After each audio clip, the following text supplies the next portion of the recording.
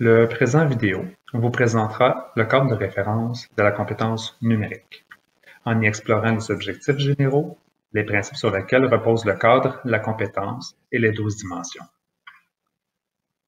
Les objectifs généraux du cadre de référence visent bien entendu le développement de la compétence numérique des élèves, mais également de l'ensemble des acteurs du monde scolaire. On y veut des apprentissages en profondeur, une plus grande autonomie et une capacité à faire face à l'innovation. En développant la compétence numérique, nous allons amener les élèves et l'ensemble des acteurs du monde scolaire à avoir une utilisation qui est confiante, critique et créative du numérique. Et ce, dans différents contextes qui se veulent pédagogiques, professionnels ou encore dans la vie de tous les jours. Le cadre de référence repose majoritairement sur les principes suivants.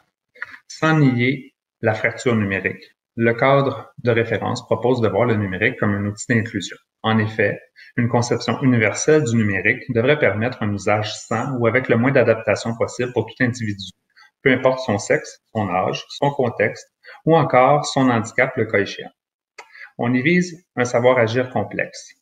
Le cadre s'inscrit donc dans une approche par compétence où l'individu doit apprendre à mobiliser et combiner ses ressources internes et externes, ses compétences, ses outils, afin de développer ce savoir-agir complexe, voire développer un savoir-agir avec compétence. La compétence numérique doit être souple et adaptative pour évoluer au même rythme que les innovations technologiques ou les nouvelles ressources numériques. Le cadre de référence prévoit une mise en œuvre itérative où le développement de la compétence n'est pas vu comme hiérarchique ou linéaire. On y vise plutôt un développement continu des compétences des individus, de leurs ressources, au fil de leur expérience. Le cadre de référence propose une compétence et ses 12 dimensions qui, chacune d'elles, sont composées de plusieurs éléments.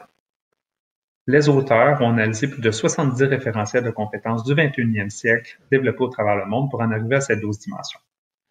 2 dimensions y sont centrales, sur lesquelles reposent les 10 autres. La compétence numérique et ses 12 dimensions sont explicitées dans le cadre de référence et font également l'objet d'une autre vidéo. Les auteurs font les mises en garde suivantes. Même si cela n'est pas explicité, l'ensemble des dimensions et de leurs éléments se situe dans le contexte de l'utilisation du numérique. Bien que des liens soient très apparents, les dimensions et leurs éléments ne doivent pas être attachés à des disciplines. On doit plutôt viser une utilisation dans des contextes variés. Les dimensions sont souvent sollicitées simultanément et peuvent donc se rejoindre l'une à l'autre durant une tâche.